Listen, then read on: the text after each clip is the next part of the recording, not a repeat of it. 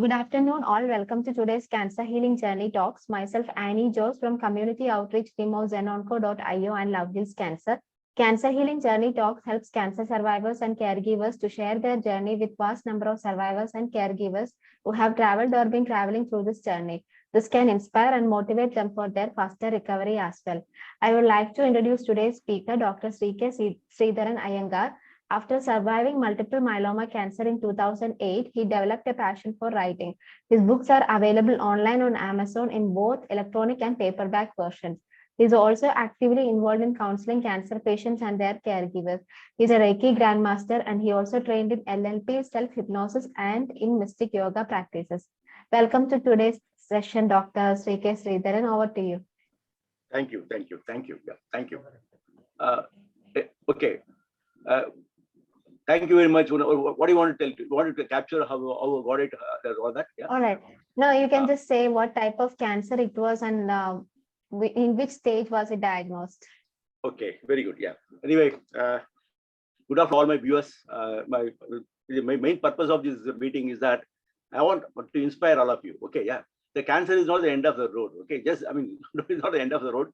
The best advice is I've been surviving for the last. I was diagnosed with cancer somewhere in 2008. I have survived all these years. Okay, so it's not a death warrant. No, don't think cancer word it's a death warrant. But again, you have to be very careful. You have a very strong positive mind. You can do that. Anybody can. Anybody can live with the. You can manage the disease and live with the disease, and it's not an end of the road. That's one of the motivating this thing I want to give to all of you. Don't get suddenly.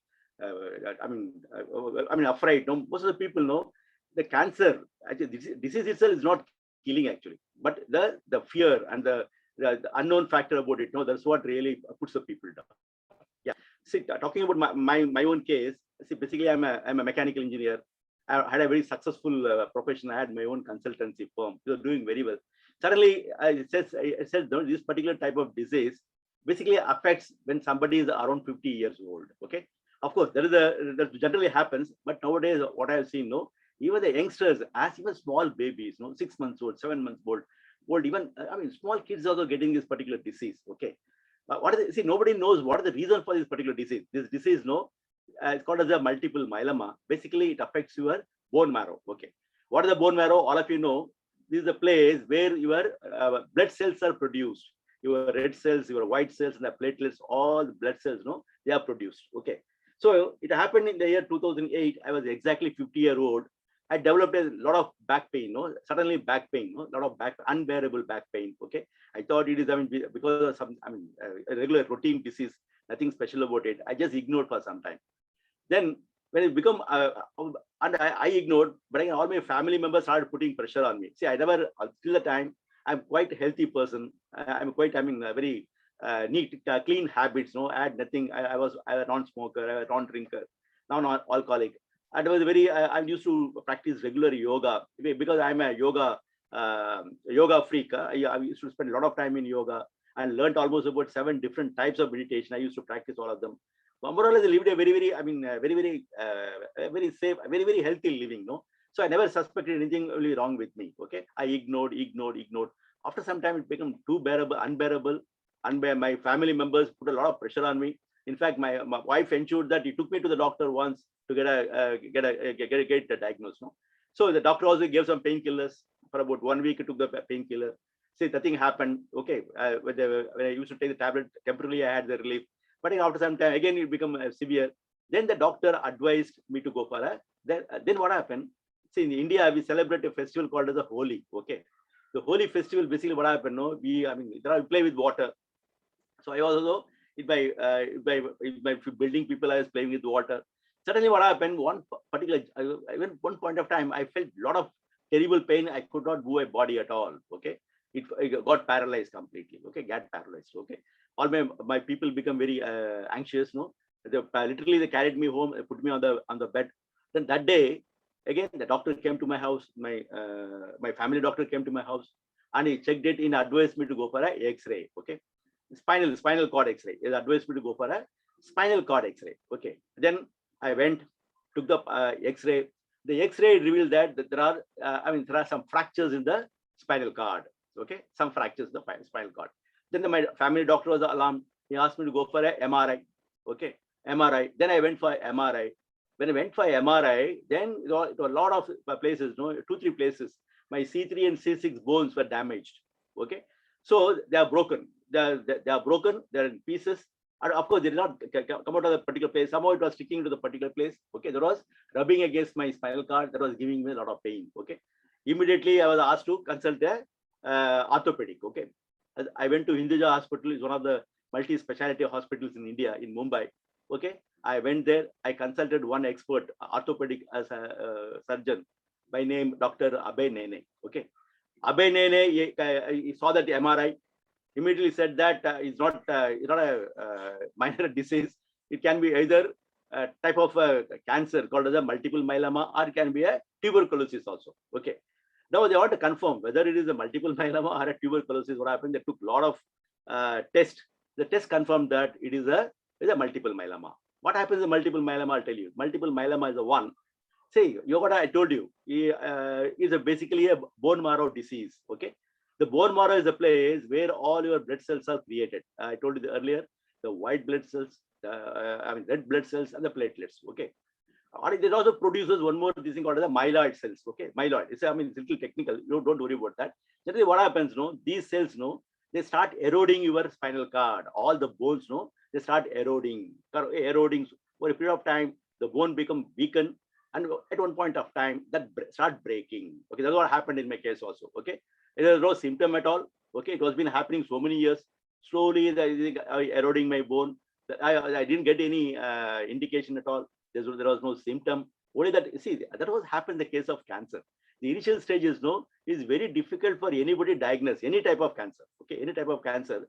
The reason why the cancer becomes such a deadly disease, because very difficult for anyone to, diagnose in the initial stage, because it will have very common symptoms. No, there's nothing special symptoms of cancer. Okay, it's all very, very general symptoms. People tend to get misguided due to some ordinary disease. But what happened in this case? Same thing happened. It's been eroding my bone. I lost 2 of my bones. Okay. Then what happened? Then what are the symptoms? Only the bone pain. Another thing, what happens? Slowly, all the calcium, no, that will start depositing in your kidney. It will start affecting your kidney. Okay, there will be kidney failure.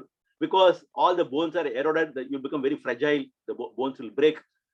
So all the diseases, these are all that effects of the particular disease. So I was advised to get admitted. Okay, suddenly came like a thunderbolt, because I never knew that it's going to be such a serious disease. Then I was in the hospital. I went on all that. No, they did all the tests. So basically, how they treat it? There's as usual, chemotherapy is given. Chemotherapy is the one which will try to kill all that cancer cells. Along with the cancer cells, it also kill other good cells also.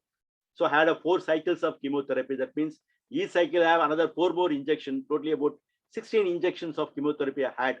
After that, I underwent a latest process called as a stem cell treatment. Okay, what is the stem cell treatment? They take out stem cells from your body and culture them. Again, reintroduce into your body. So it is possible in some cases. In my case, luckily it was possible.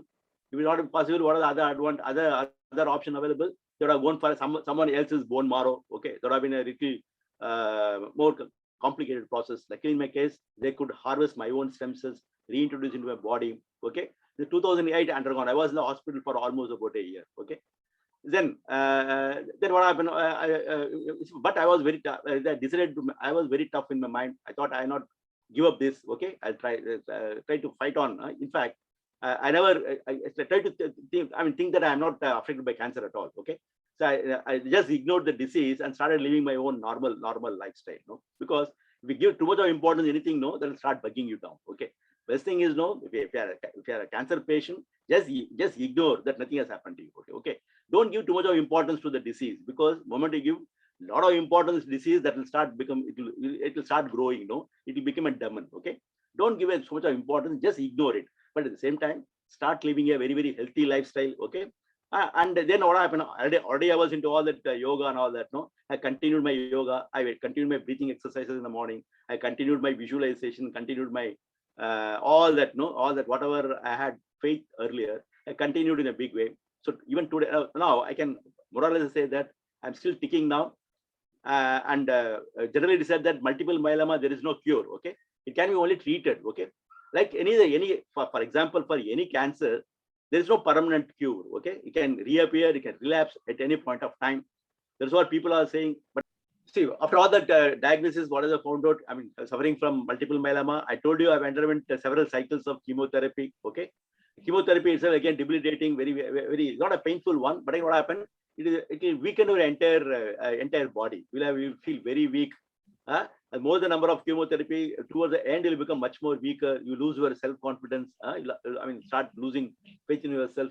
There's the time. No, you should be mentally strong. You should hold on to your this thing, and you should say this also will pass. No, just think this also one day is going to pass. Okay. So after that chemotherapy, after about 1 month's gap again, I was under administered stem cell treatment.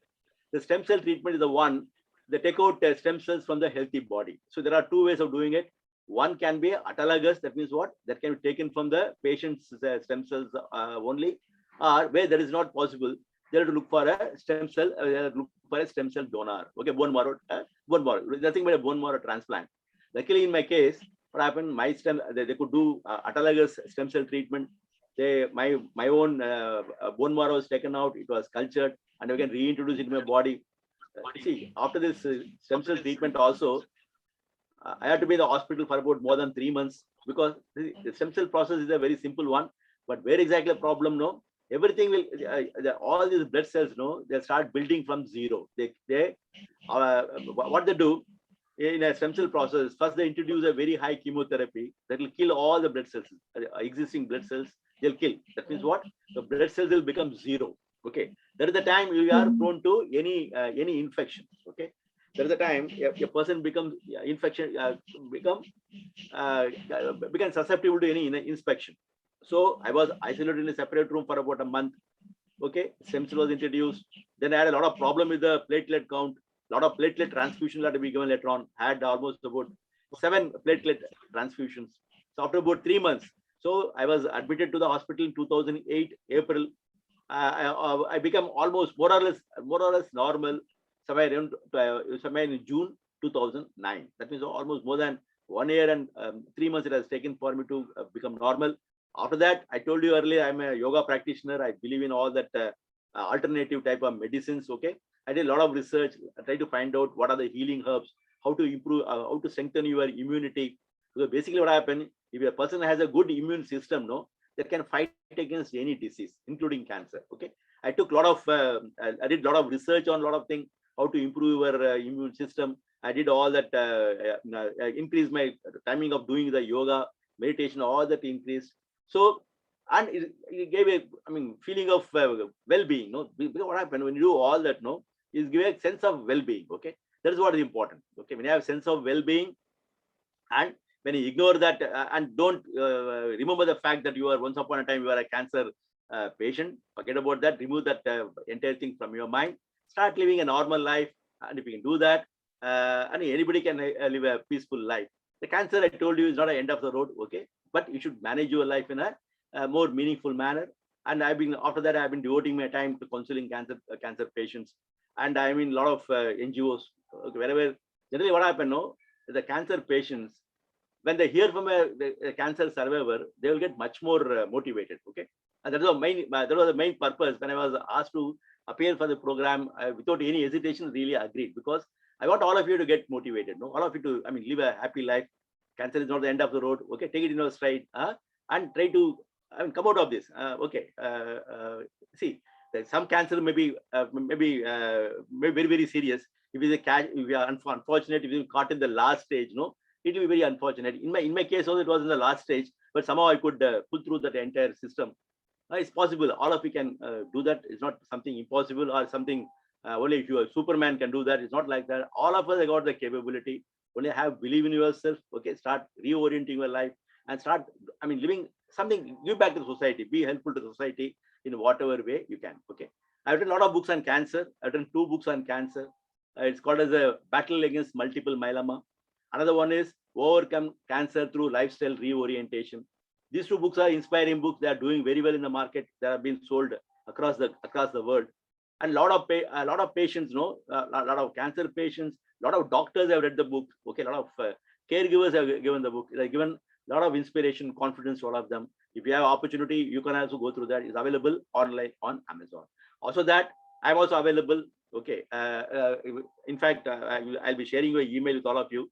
Anybody wants to have wants to speak to me or consult me over that emails, I'll be the happiest person to do whatever I can to improve. To make you confident and gain some meaning in your life. All right, Dr. Sridharan. So just one last question. So if you have to sum up your whole journey in one sentence, what would that be? Have self-belief, no? Have self-belief in you. Okay, nothing is impossible. Okay, you just think you are indestructible. You should have such a confidence in you, no? You should always believe that nothing can happen to you. Okay, nothing will happen to you. Okay. Don't ever fear. Cancer is not. It's not a demon. No, you just don't fear. That's the only advice I can give to all of you. Yeah. Thank you so much for the wonderful session. I'm pretty sure that this session will really inspire and motivate lots of survivors and caregivers out there. Thank you so much. Thank you. Thank you for giving me the opportunity to share my experience. Thank you. That's right.